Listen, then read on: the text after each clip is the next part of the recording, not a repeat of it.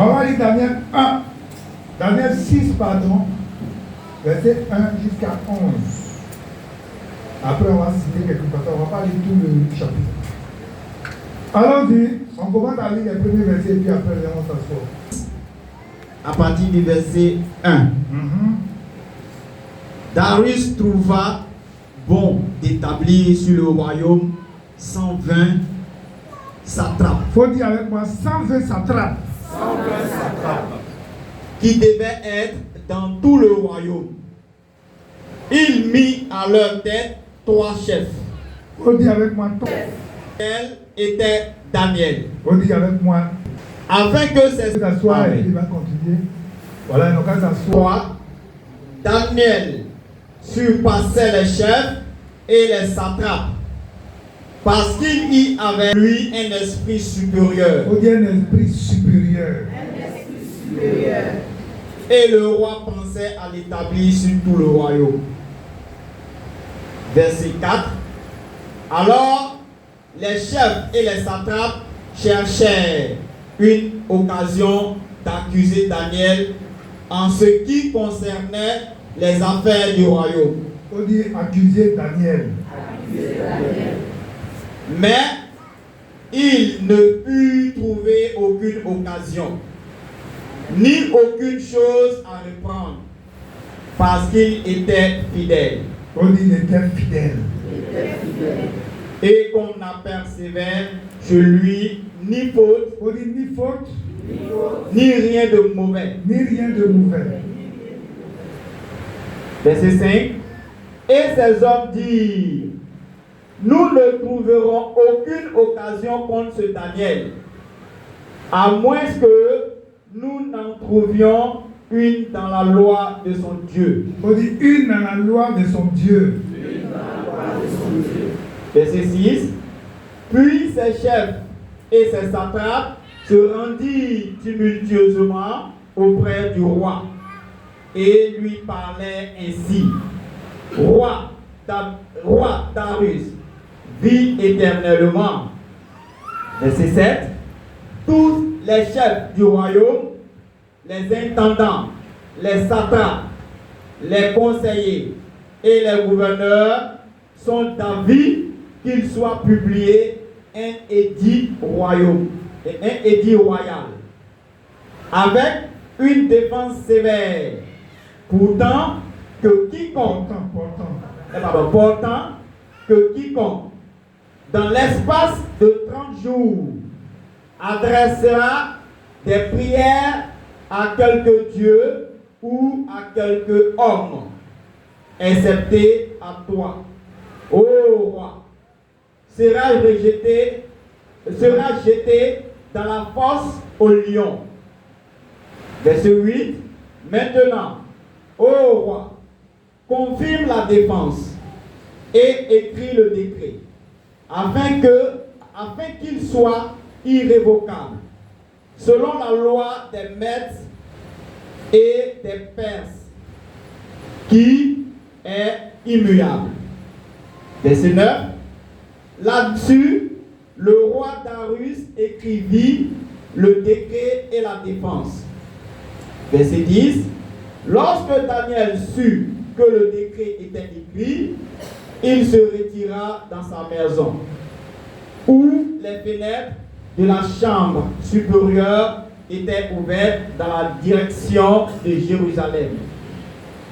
Et 3 fois, le jour où il se mettait à genoux, il priait et il louait son Dieu, comme il le faisait auparavant.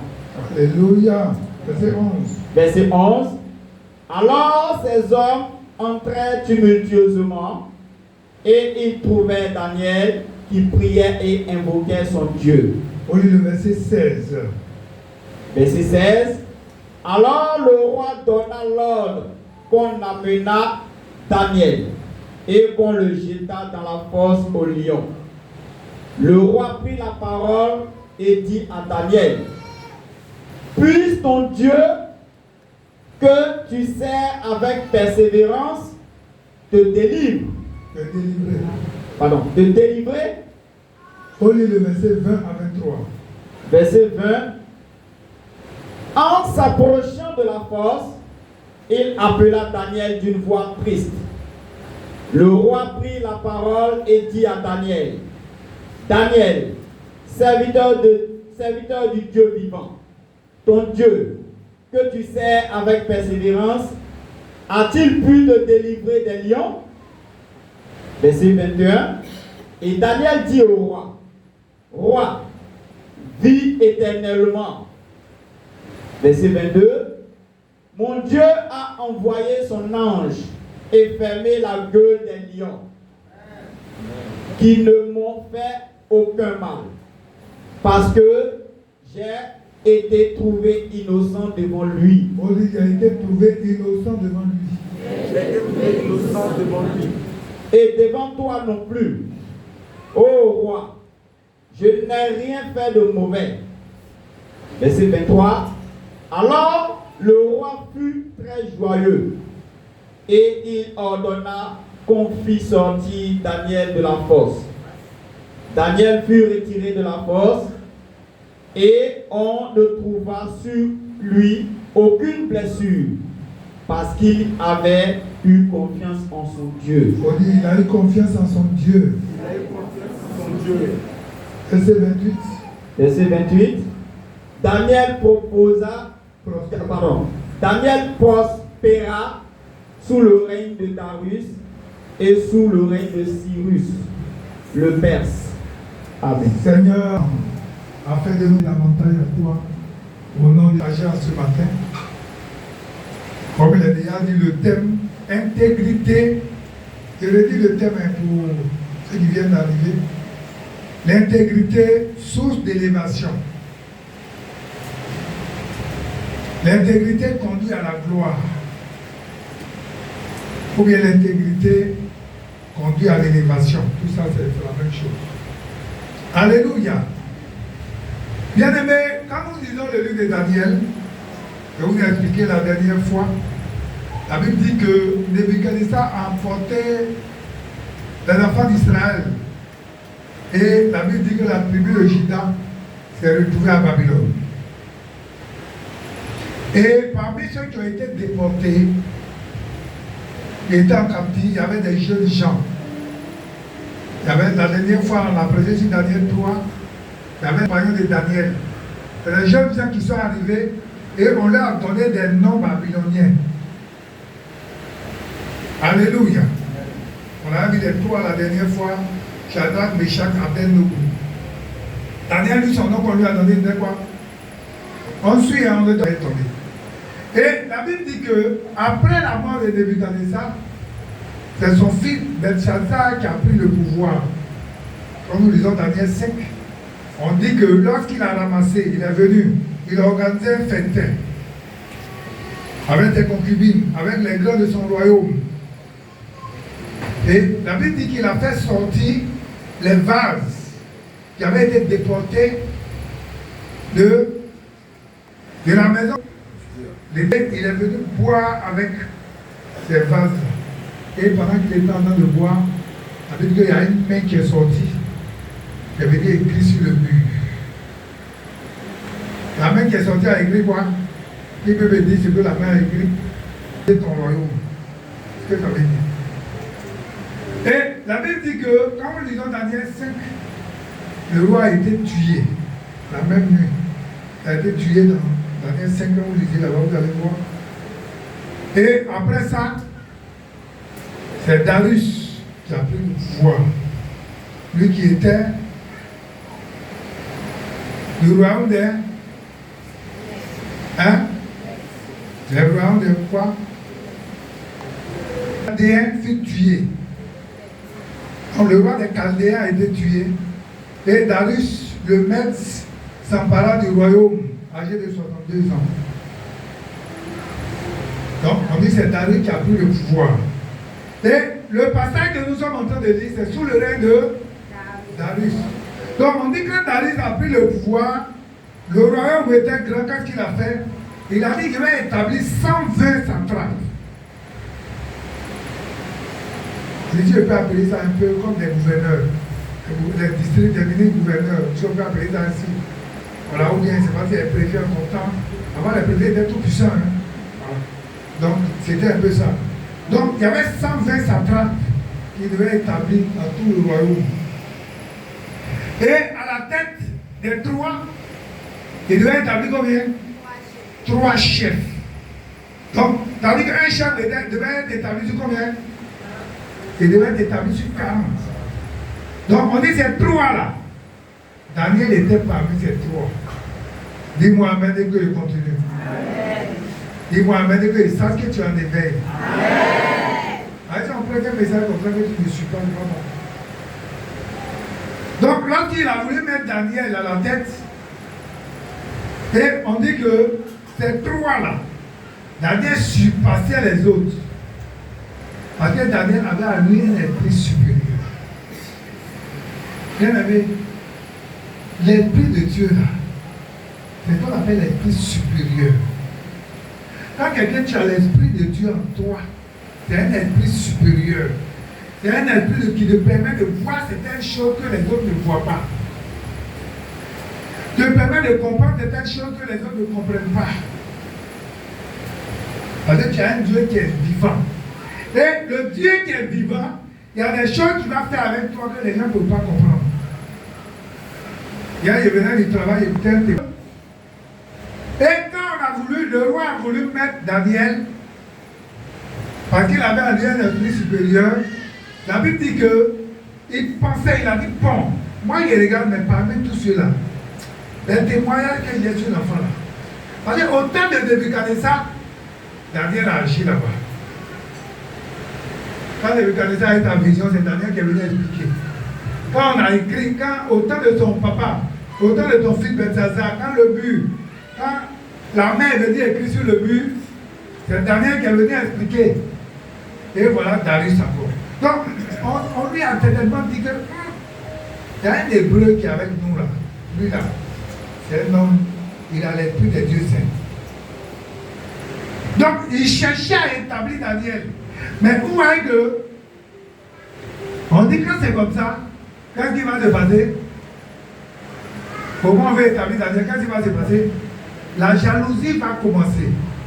C'est pourquoi je vous ai dit que, quand vous voyez ici là, jalousie là, je vous dis ça toujours. Sans jalousie. La sorcellerie provient toujours de la jalousie. Pourquoi sont ces enfants qui réussissent et puis pas moi? Pourquoi c'est les enfants de ma soeur qui réussissent et puis pas moi? Pourquoi c'est les enfants de mon neveu ou bien mon fils qui réussissent? Voilà comment les gens réfléchissent et puis la jalousie commence et puis la sorcellerie rentre en action. Et voilà, la Bible dit que quand le roi a songé à mettre Daniel à la tête des 3 chefs, la jalousie va commencer. Et les satrapes vont dire bon. On a lu à partir du verset 4. On dit alors les satrapes et les chefs cherchaient une occasion d'accuser Daniel. On dit bon, lui là. Peut-être donc vérifier, on dit lui-même là, il est étranger. C'est lui là, on va mettre pour nous commander. Pourquoi? Non, on ne peut pas accepter ça. Donc qu'est-ce qui se passe? Les gens vont faire des réunions nocturnes. Ouais, la plupart des trucs qu'on fait la nuit, c'est la sorcellerie. Parce que c'est pas le diable, il n'aime pas la lumière. Vous voyez souvent dans les villages là, il y a des poteaux, des lampadaires, mais ça n'allume pas. Tout est éteint, c'est la sorcellerie. Il n'y a rien d'autre. Le diable n'aime pas la lumière. Il vient toujours dans les ténèbres, tout ce qui est sombre. Donc ils vont faire une réunion. Et ils vont dire, bon, lui là, si on laisse le roi, que le roi le met chef sur nous, il va nous commander. Mais qu'est-ce qu'il faut faire pour le nuire? Parce que quand c'est comme ça, les pensées qui nous traversent là, comment on va faire pour le nuire? C'est quoi la vie que le diable vient pour faire quoi? Hein? Pour dérober, pour faire quoi encore? Pour détruire et puis quoi? Donc, où il vient là? C'est sa mission qui est là. Lui, son objectif là, c'est pour nuire. Le diable ne va jamais te dire, va donner l'argent pour que le Dieu avance pour qu'il va faire ça. Donc, lui, qu'est-ce qu'il fait? Ça dit, ce qui va animer ces satrapes-là, comment on va faire pour ne pas que lui, là, il soit notre chef? Donc, les gars, on dit, bon, lui, là aussi, il est intègre. Si on cherche de sa façon de gouverner, là, il ne vole pas, il n'est pas dans la corruption, il n'est pas dans les trucs bizarres. Donc, comment on va faire pour l'accuser? On n'a pas de moyens. Donc, les gens se sont assis, ils ont réfléchi. Ils ont dit là, il est fidèle dans tout ce qu'il fait. Il est juste dans tout ce qu'il fait. Il est intègre dans tout ce qu'il fait. Comment on va faire pour l'avoir? Il faut qu'on trouve une occasion dans la loi de son Dieu. Comment on va faire? Ce qu'il aime faire pour son Dieu là, on va trouver un moyen là-bas pour pouvoir le prendre. Dis-moi amen que je continue. C'est pourquoi il y a donné le terme intégrité sous l'élévation. L'intégrité, c'est quoi? C'est une vertu. C'est la qualité d'une personne qui est intègre. Quand on dit quelqu'un intègre, ça veut dire quoi? Quelqu'un qui a d'une probité absolue. Incorruptible. Quelqu'un qu'on ne peut pas corrompre facilement. On va venir tout de suite, on va venir te proposer des miettes et puis tu acceptes.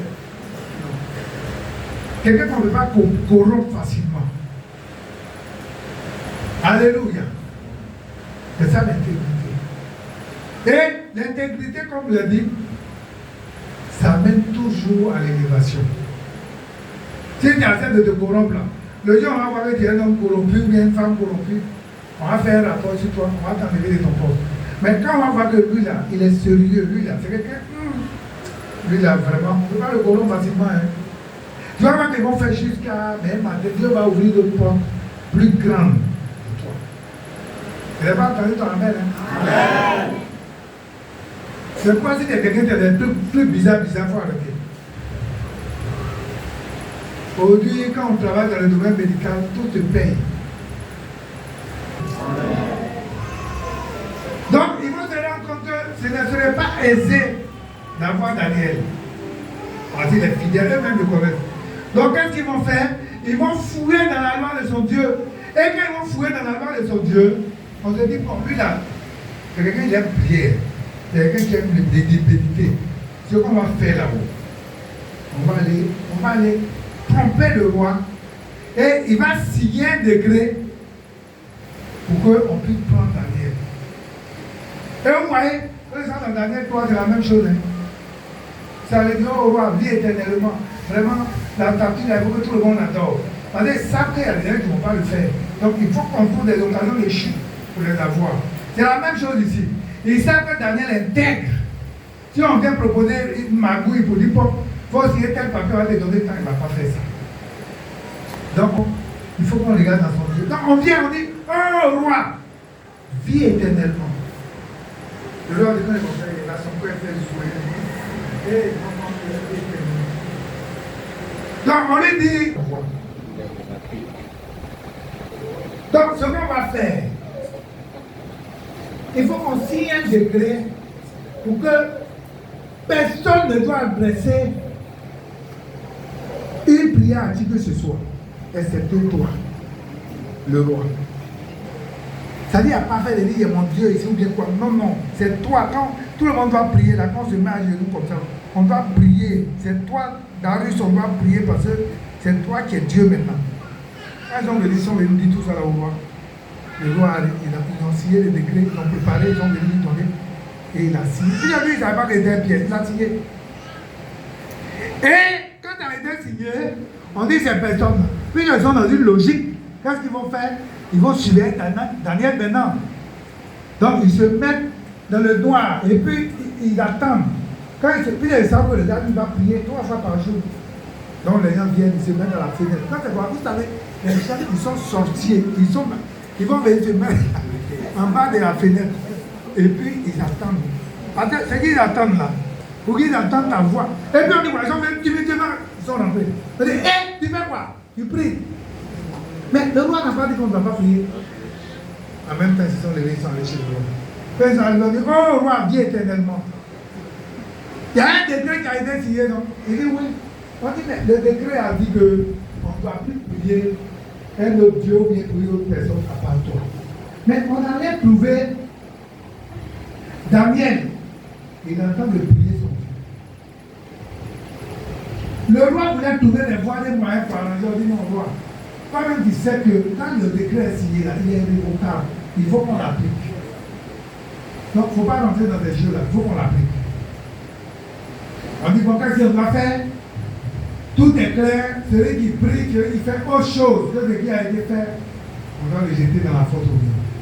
Alléluia. Amen. Alléluia. Amen. Vous voyez, la Bible dit que, malgré que la truc a été écrit, Daniel lui continuait d'adorer son Dieu. Vous voyez non? Il continuait à sanctifier son Dieu. Il n'avait pas honte. Il dit, bon, comme on dit de ne plus prier, bon, si il est content, non, mais il a plus prié, il a caché ma Bible. Il ne faut pas que quelqu'un va voir. On dit 3 fois. Il tournait son visage vers Jérusalem et il louait Dieu. Il priait son Dieu. Le verset 10. Lorsque Daniel sut que le décret était écrit, il se retira dans sa maison où les fenêtres de la chambre supérieure étaient ouvertes dans la direction de Jérusalem. Et 3 fois le jour, se mettait à genoux, il priait et louait son Dieu comme il le faisait auparavant. Alléluia. Donc, les gens vont rentrer. Et qu'est-ce qui va se passer? On va demander qu'on amène Daniel et qu'on le jette dans la porte au lion. Mais regardez, le verset 16. Le verset 16, on dit le roi donna l'ordre qu'on amena Daniel et qu'on le jeta dans la fosse au lion. Mais le roi va prendre la parole. Écoutez, regardez ce que le roi va dire. Il dit à Daniel, puis ton Dieu, que tu sais avec persévérance te délivrer. Donc vous voyez que le roi même est conscient que Daniel sert son Dieu avec persévérance. Vous voyez déjà, c'est un témoignage. Bien aimé, il faut qu'on témoigne de nous. Le roi est en train de témoigner de Daniel comme ça sans le savoir. Il dit ton Dieu que tu sais avec persévérance. On n'a pas dit ton Dieu que tu sais avec négligence. La Bible dit quoi? Maudit soit quiconque fait l'œuvre du Seigneur avec négligence. Allez-moi ça. Jérémie 48, verset 10. Dis quoi? Maudit soit quiconque fait l'œuvre du Seigneur avec négligence. Daniel sait ça. Daniel sait qu'il peut comme Dieu de son Père avec négligence. Donc il le fait avec zèle. On dit 3 fois. Il se met à genoux, il prie, il loue. Il glorifie son Dieu. Il sanctifie son Dieu.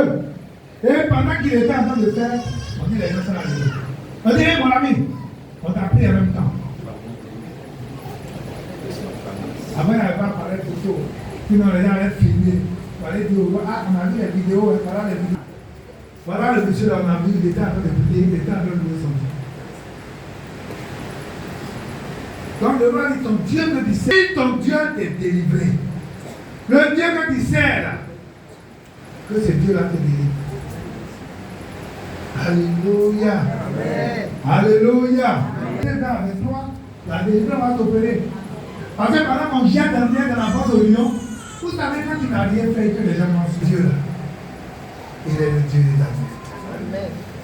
Lorsque tu n'as rien fait et qu'on dit les choses de façon fausse pour détruire ta réputation, le Dieu de Daniel avec toi. Et la Bible dit qu'on va prendre Daniel. On va prendre Daniel, on va le jeter dans la porte au lion. On va sceller même la fermeture pour ne pas qu'il puisse lutter pour sortir. On le dépose là-bas, on ferme. Et il est là-bas. Gloire soit rendue au Seigneur, parce que la Bible dit que le roi même la nuit n'a pas pu dormir. Quand c'est comme ça, il n'a pas dormi. Parce que tu sais que les gens sont en train de perdurer en erreur. On dit quand il est levé le matin, il est venu doucement, doucement. Regardez, je vais lire dans les livres.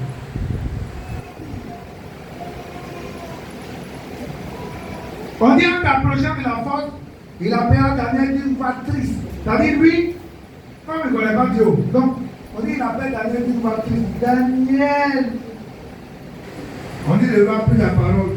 Et il prit la parole et dit à Daniel, Daniel, serviteur du Dieu vivant, toi-même, le roi même l'appelle serviteur du Dieu vivant. Bien aimé, le roi appelle Daniel serviteur du Dieu vivant. Est-ce que par toi, on peut appeler ton Dieu le Dieu vivant? Il faut qu'on l'appelle Dieu vivant. Parce que si on n'arrive pas à appeler ton Dieu, on ne peut pas dire que ton Dieu est vivant. C'est qu'il y a un problème. On dit, Daniel, serviteur du Dieu vivant, ton Dieu que tu sais avec persévérance a pu te délivrer des lions. Il pose la question maintenant. Et il répond, écoutez la réponse de Daniel. Et Daniel dit au roi, roi, vis éternellement. Mon Dieu a envoyé son ange et fermé la gueule des lions. Ils ne m'ont fait aucun mal. Parce qu'il a été trouvé innocent. Bien aimé, il dit qu'il a été trouvé innocent.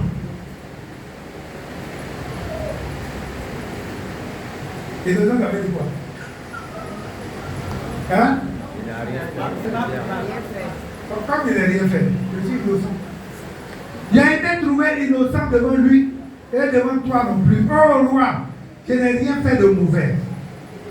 Ouais, on dit alors le roi est très joyeux. Parce qu'il se rend compte que oui, les gens ont voulu le mettre en erreur, mais il voit que Dieu même a fait son combat. On dit le roi fut très joyeux et il ordonna qu'on fit sortir Daniel de la force. Daniel fut retiré et on ne trouva sur lui aucune blessure. Parce qu'il avait eu confiance en son Dieu. Bien aimé, je veux que tu comprennes une chose. Quand tu sais un Dieu qui est vivant, par exemple, quand on dit la foi, c'est la confiance qu'on a en Dieu. Tu vois, quand quelqu'un doute, on dit il est incrédule, il n'a pas la foi. Mais si quelqu'un tu as foi en ton Dieu, il y a des gars qui regarde le soir, ce qui va se passer,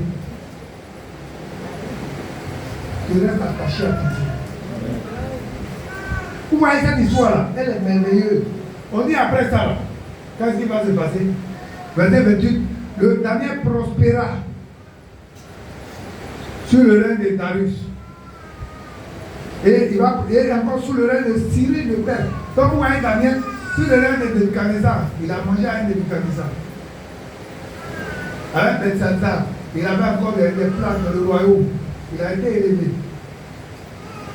Avec Darius, même chose. Et on dit même avec Cyrus.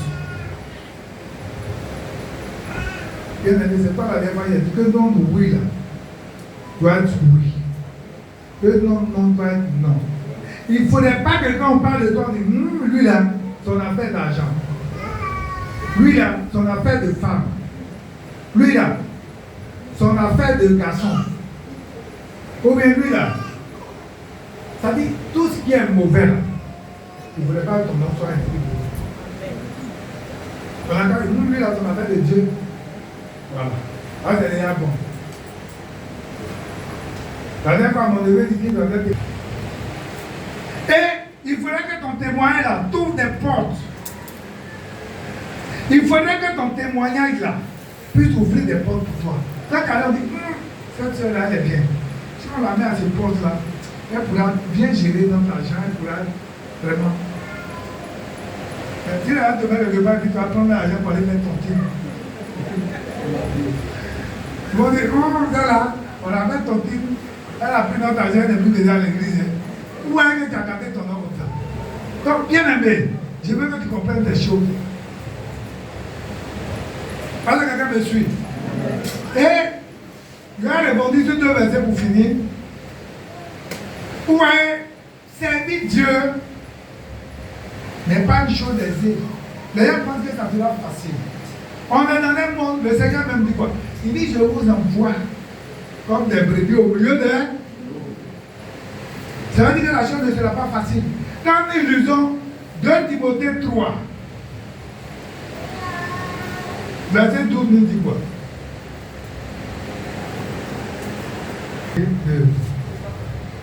12. Nous dit quoi? Verset 12. 2 Timothée 3, verset 12. Or, tous ceux qui veulent Quand il dit vivre, là, il faut que les gens soient réveillés. Tous ceux qui veulent tous ceux qui veulent vivre pieusement en Jésus-Christ seront Seront persécutés. seront quoi? Tous ceux qui veulent vivre pieusement en Jésus-Christ. Pieusement. Ça vient de quoi? La piété. Ça vient de la piété. La piété, c'est quoi? Notre vocation en Dieu, notre attachement à Dieu, notre foi en Jésus-Christ. Comment on manifeste cette foi-là? La piété. Il dit ceux qui veulent vivre, ceux qui veulent vivre pieusement, seront quoi? Seront persécutés. Persécutés. C'est-à-dire quand tu veux servir Dieu dans la vérité, là, dans la sincérité, tu veux servir Dieu pas dans la distraction, tu veux servir Dieu correctement. Si tu veux servir Dieu véritablement, voilà. Parce que tu n'es pas dans les jeux, comment on appelle ça, un pied ici, un pied là. Et que tu as les deux pieds en train de servir Dieu là. Tu seras persécuté. Si tu as un pied ici à l'église, et puis un autre pied dans une loge quelque part là-bas, qui va s'occuper de toi? On va dire la même avec nous. Mais quand tu vas t'engager véritablement, c'est pas nous qui avons la problème. À nous, on lui a Michel. Tu as voulu les pasteurs. Oui, l'autre version dit quoi? Pas dans à peu près. N'est pas dans les amusements. Mais tu dis, moi, ma vie là, je suis en Jésus. On n'a pas dit aller prendre gris-gris un peu. Dans Saint-Chrétien, tu as un pied ici, tu as fétiche un peu. Et puis tu viens un peu, tu blagues les gens pour dire je suis pasteur. Ce n'est pas le cas qui est question. Moi, je suis assis là, je vous rends témoignage. Depuis que Dieu m'a appelé, je ne connais pas qu'on appelle feu étranger. Parce que Dieu même il allait me prendre dans les grilles de la sorcellerie pour venir là. Et puis il a dit qu'il y a une protection en Jésus. Il y a les Jésus qui a une protection en Jésus. Et puis c'est pourquoi même il allait prendre feu étranger. Il a pour faire quoi? Feu étranger là, quand on prend, c'est pour faire quoi?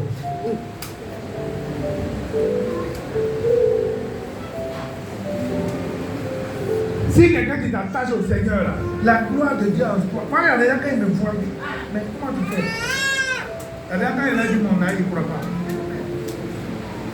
Allez, parce que allez au pas à Dieu là. Il ne faut pas penser que les gens vont t'aider. Le Seigneur a dit, moi-même, je suis le bois vert. On m'a fait ça. Ce n'est pas vous qui êtes bois sec, on n'a pas ouvert ça. Jean 15, verset 20. 20.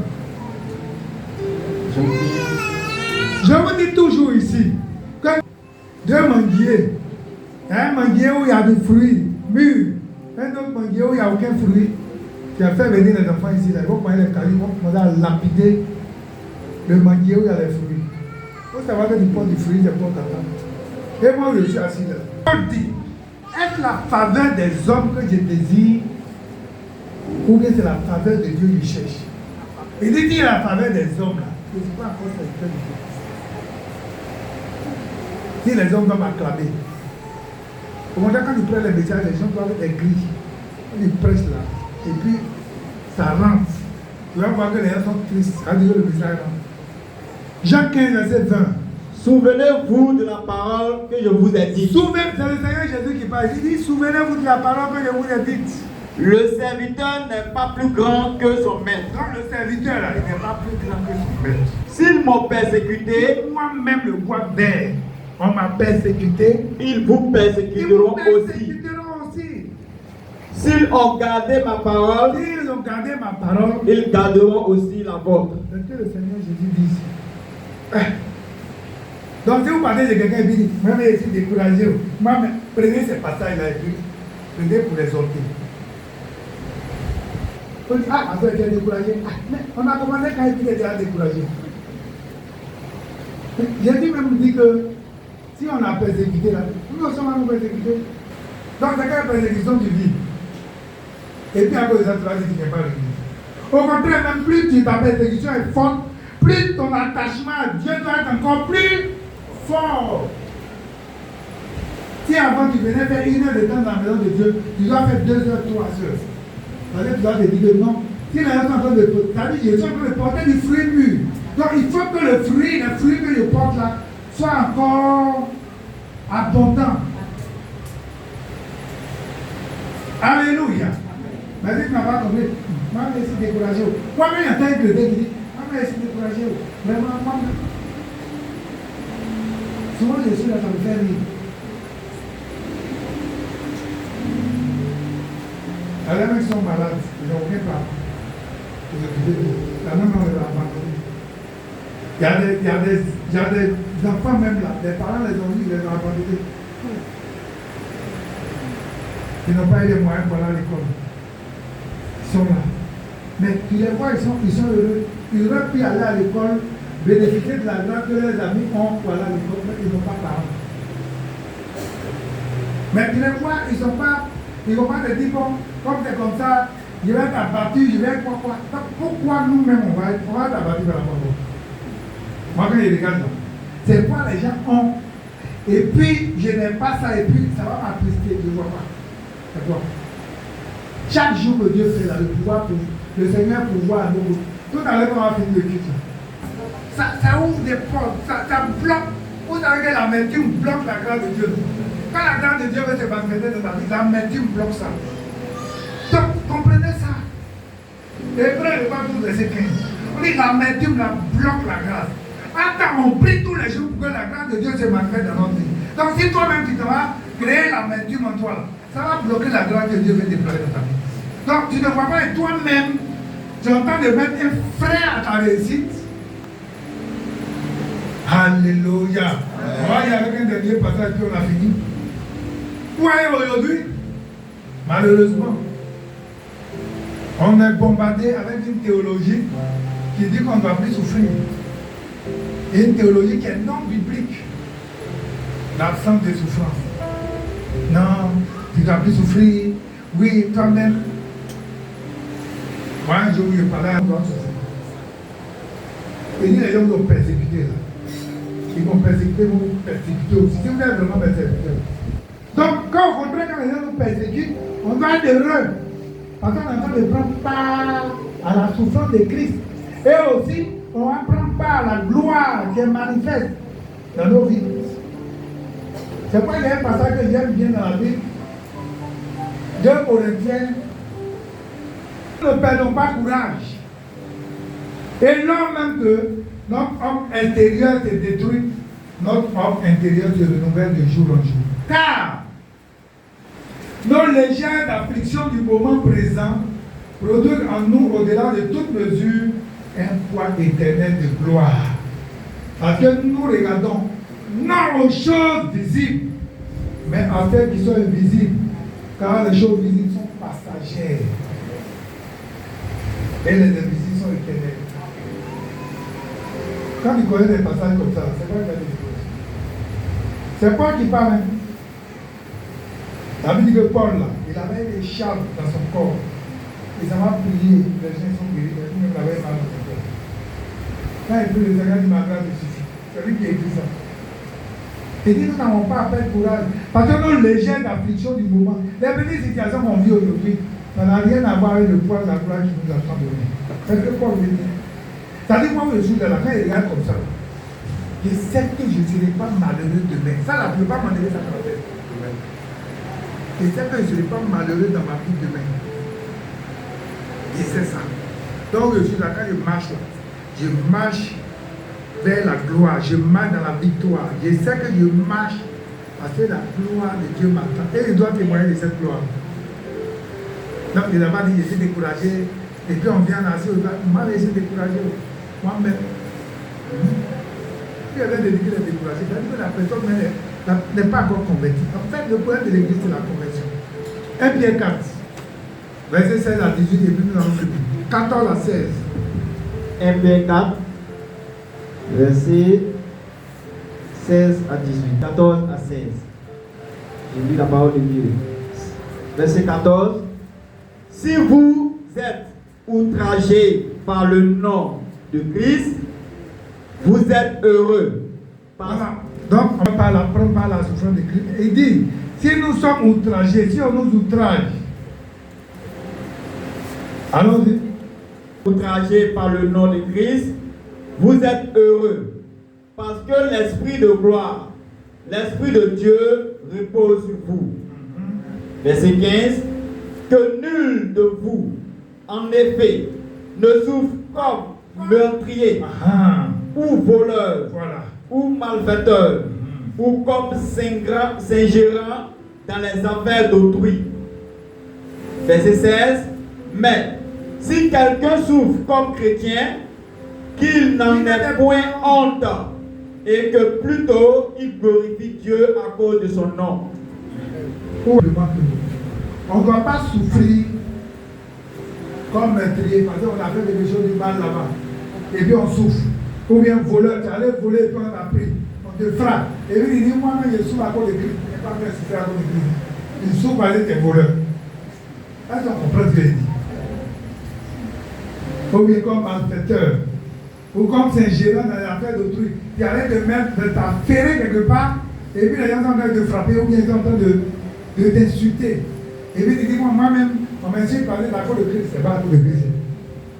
Mais on dit, si quelqu'un souffre comme chrétien qui n'en est point honte, c'est-à-dire si tu marches dans la voie du Seigneur, et puis on t'outrage, on t'insulte, on t'humilie, ça ne doit rien te dire. Parce que c'est pour Christ.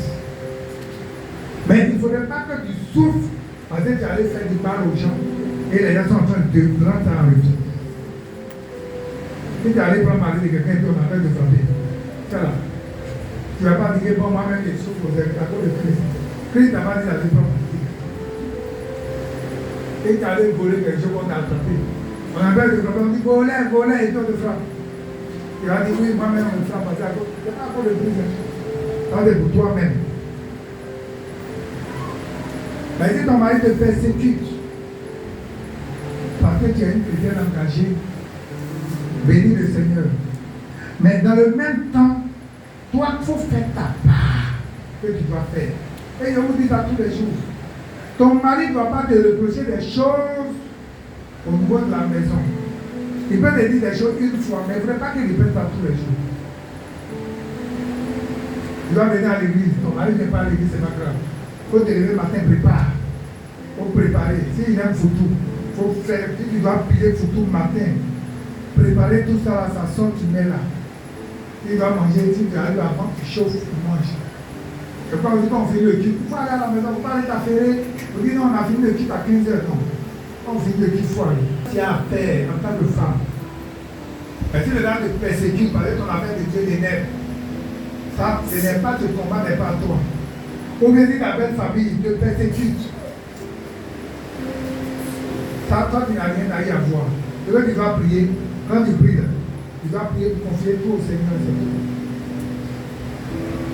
Allez, quelqu'un me comprend. Donc, je veux qu'on comprenne ça. De la manière David a été, j'ai dit David, Daniel a été élevé. Parce qu'il était intègre. Il faut que nous aussi, le Seigneur peut nous élever aussi de lui. C'est pourquoi le prix que quelqu'un reste attaché au Seigneur. Bien aimé, affaire de Dieu, là, ce n'est pas amusement. Vous voyez, la dernière fois, il était où là? On voit la main du Seigneur dans tout projet. Moi, il y a un frère qui est source d'élévation.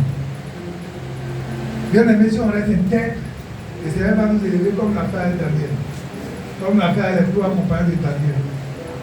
Faisons l'effort pour nous attacher à Dieu. Tout ce qui est voile, détourné, les choses bizarres, louches, les trucs sombres, lugubres, noirs, on ne va pas hésiter dans ces choses. Amen. Que le Seigneur nous bénisse.